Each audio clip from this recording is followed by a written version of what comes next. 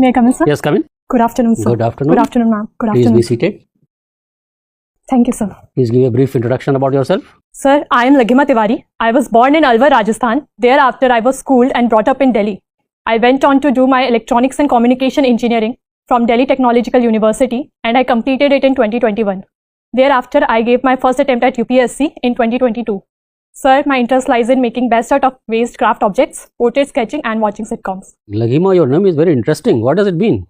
Sir, actually Laghima is one of the Asht Siddhis or 8 spiritual abilities. Its literal meaning is lightness of the body and mind so that one can freely float in the air. But in much deeper sense, it also means that you have certain amount of lightness and laughter in life.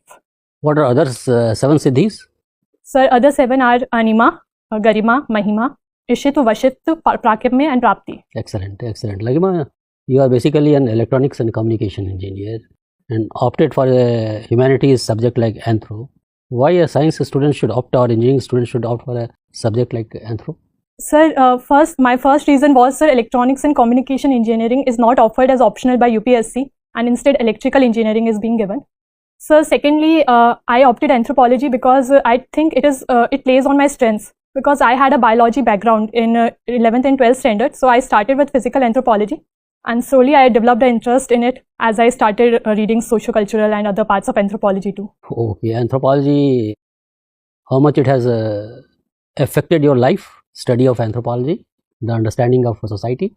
Sir, firstly, it has induced within me certain sense of cultural sensitivity. I am better able to appreciate other cultures and other practices, especially of tribal cultures. It has allowed me to understand the various demographies and in fact the rural structure of our Indian society. And it has also allowed me to lastly bring about certain amount of culture ecology field which states that sensitivity towards the environment, as it states that humans are also another part of environment like other animals. So, sir. Okay, Laghima, you must be aware that the dowry system is one of the biggest evils in the society and eating into the vitals of our society. Now, as a student of Anthro, tell me, how has the practice of dowry evolved over time in India and what role does it play in the lives of Indian women? So, firstly, sir, dowry as a practice is practiced in a very small percentage of population, and the bride price, which is the reverse of dowry, is more prevalent worldwide. But in India, the caste system has to do with promoting the dowry because in India, the upper caste women are not allowed to marry to lower caste men. So in such cases, the choices with women, they decrease. And in order to get a suitable groom, a dowry practice was promoted. Sir, regarding, sir, can you please repeat the second part? How it has impacted the lives of Indian women? Sir, so firstly, it has an impact as in it has decreased women's value as a commercial property, which impacts their dignity. So secondly, it has increased financial burden on households, which has promoted child marriages and denied women right to education.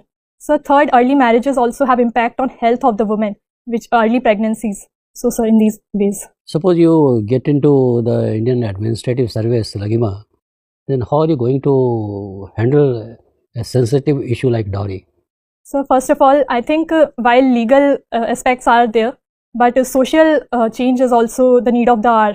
So sir, my first step will be to mobilize local institutions like Gram Panchayats and Anganwadis and take help from them to spread mass awareness.